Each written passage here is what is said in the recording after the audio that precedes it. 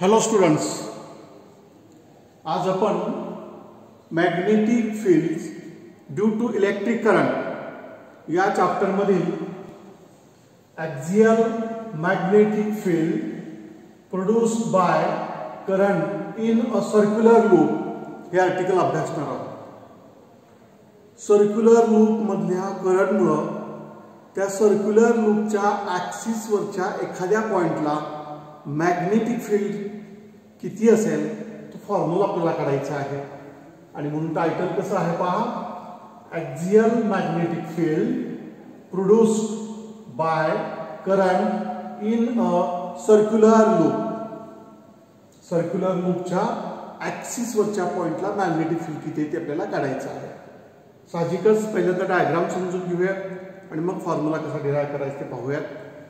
इथे एक circular loop दाखवलेला आहे, त्यातून पास होणारा करंट आय एवढा आहे. Let I be the current passing through the circular loop. आता आपल्या सोयीसाठी आता याचा ॲक्सिस कन्सिडर करायचा म्हणून बघा, हा एक्स ॲक्सिस घेतलाय, हा वाय ॲक्सिस. म्हणजे हे सर्क्युलर लूप आहे ते एक्स वाय प्लेनमध्ये आहे, एक्स वाय प्रतलात आहे. आणि मग त्याला परपेंडिक्युलर ॲक्सिस म्हणजे झेड असणार आहे, झेड ॲक्सिस असणार आहे. ह्या सर्क्युलर लूपचा ॲक्सिस म्हणजेच या कोऑर्डिनेट मधला एक्स वाय झेड कोऑर्डिनेट मधला हा झेड कोऑर्डिनेट, झेड ॲक्सिस आहे. झेड ॲक्सिसवरचा हा पी हा पॉइंट म्हणजेच ह्या लूपचा ॲक्सियल पॉइंट. या ठिकाणी मॅग्नेटिक फील्ड किती आहे ते आपल्याला काढायचं. म्हणून आपण या लूपचे अनेक छोटे छोटे भाग केले तसं गृहीत धरू.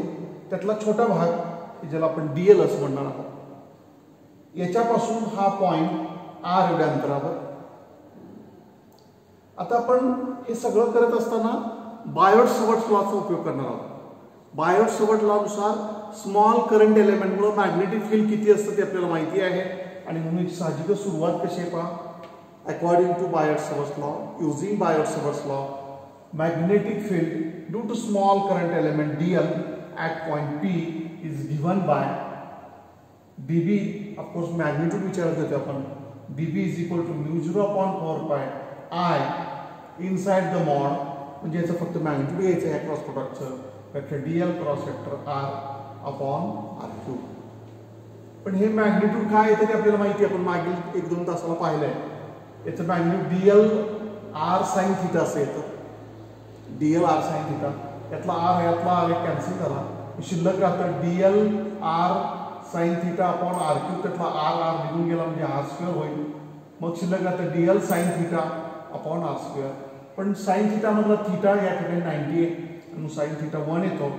आणि म्हणून याचं सिम्प्लिफिकेशन केल्यानंतर येणारा फॉर्म्युला आहे डीबी इज इक्वल टू हा कॉन्स्टंट पार्ट तसाच म्यू 0/4 पाय, हा करंट तसाच, ह्या दोघांतला क्रॉस प्रोडक्ट मधला हा डीएल, आर कॅन्सल झालेला आहे, आर क्यूब सी तो आर स्क्वेअर आलाय, साइन थीटाचं उत्तर 1 आहे. म्हणजे ह्या डीएल ह्या स्मॉल करंट एलिमेंटमुळे पी ह्या पॉइंटला प्रोड्यूस केलेलं magnetic field by magnitude only DB is equal to mu 0/4 pi I DL upon R square. Students, हा 90 कसा ते मी सांगतो पहा.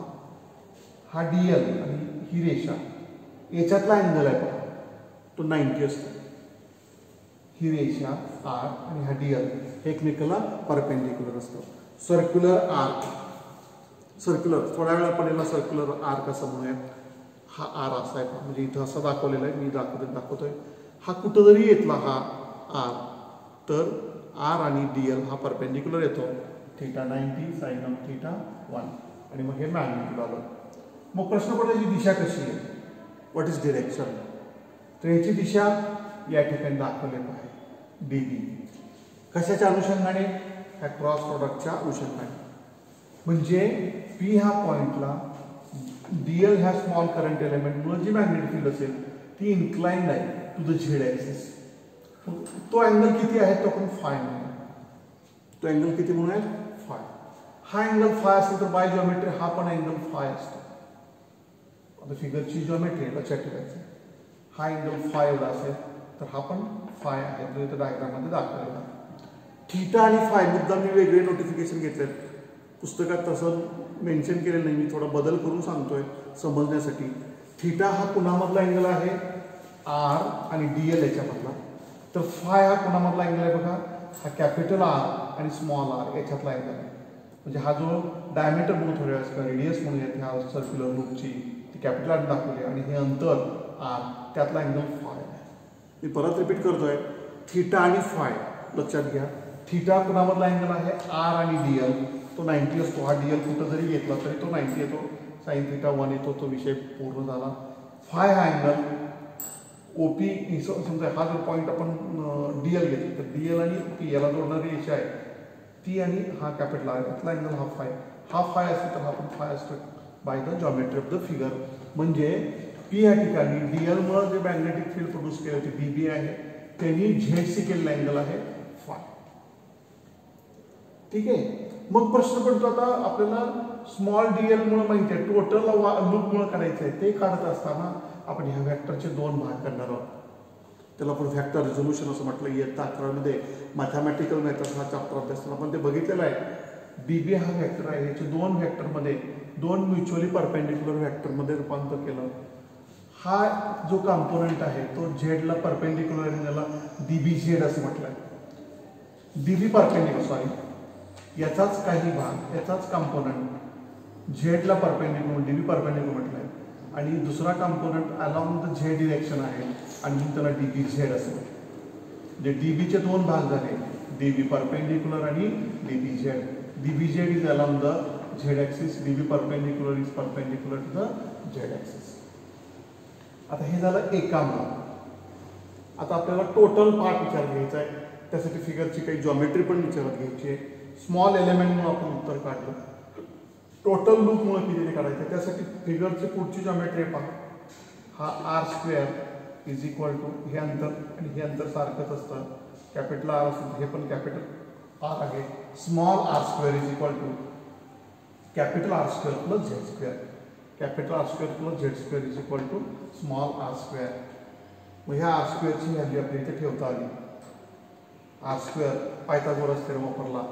आर स्क्वेअर इथं हे अंतर आर असेल तर हे पण अंतर आरच असणार आहे, रेडियस आहे त्या लूपची.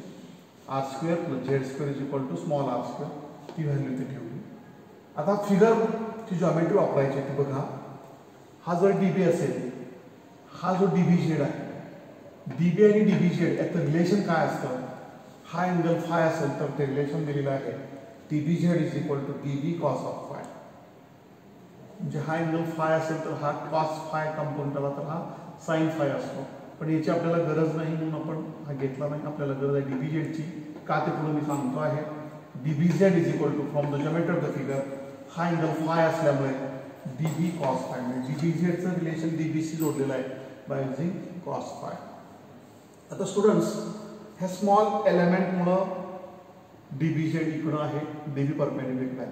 ह्याच्या एक्झॅक्टली डायमेट्रिकली अपोजिट हा दुसरा एलिमेंट आहे.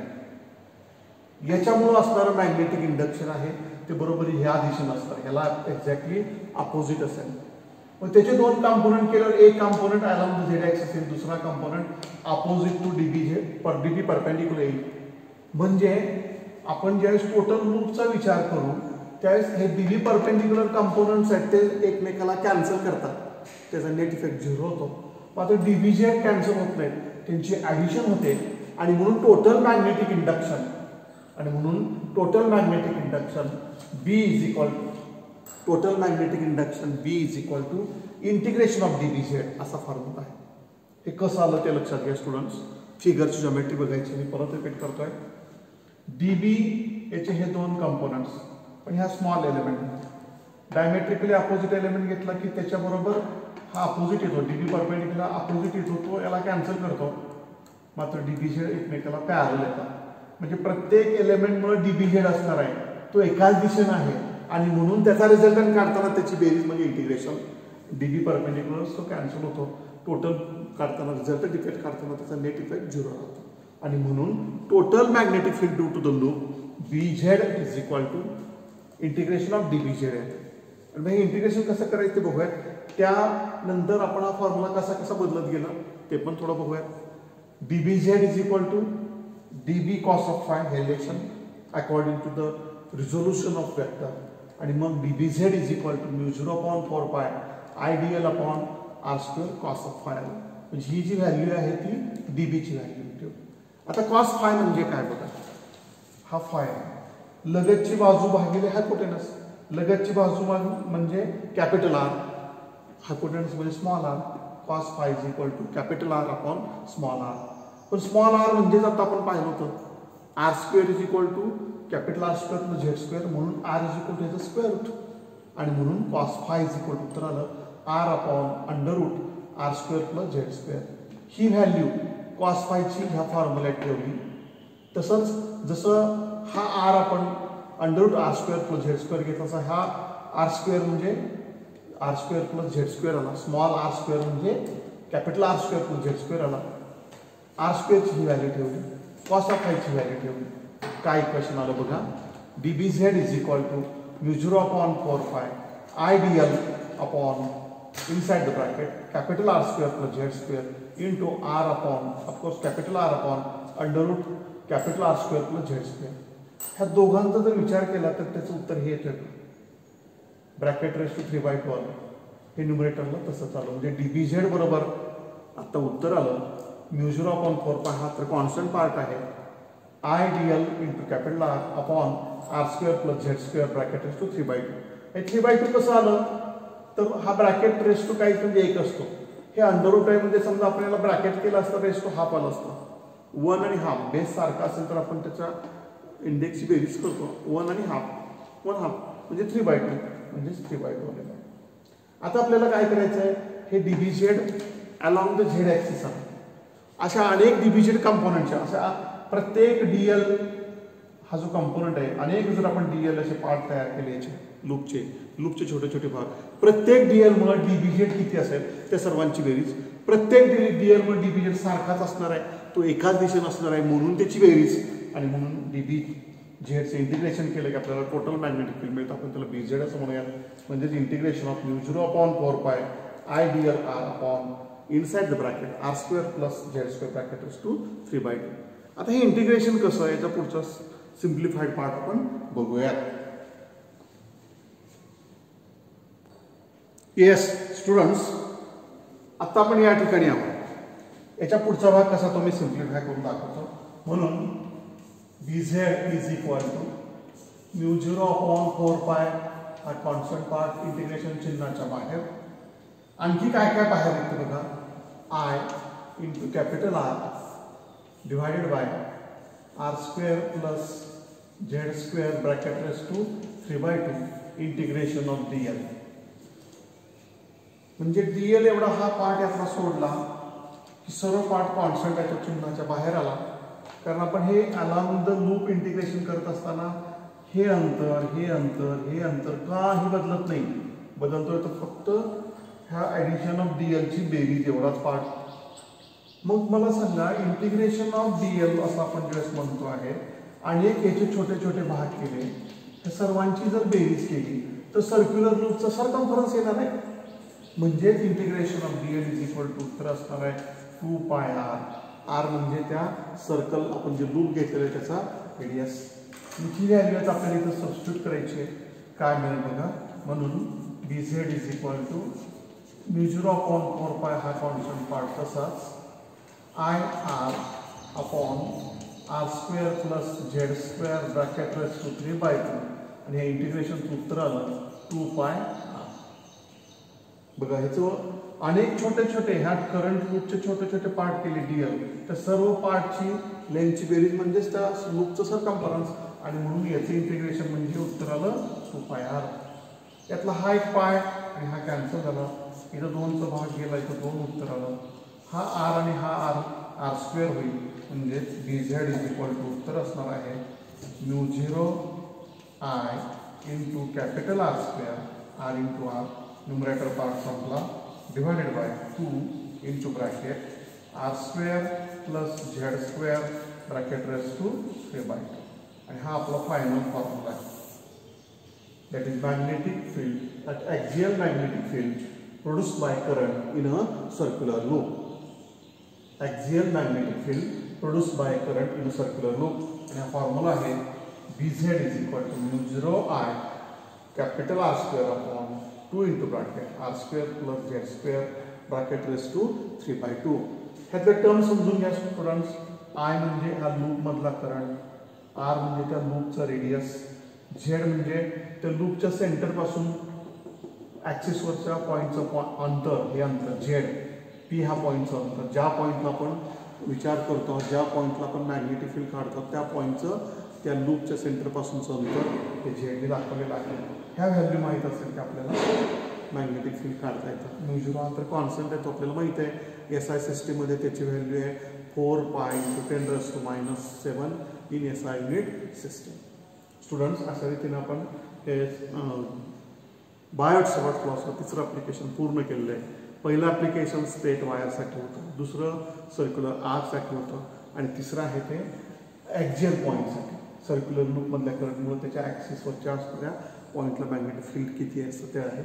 आजच्या तासाला आपण इथं थांबूयात.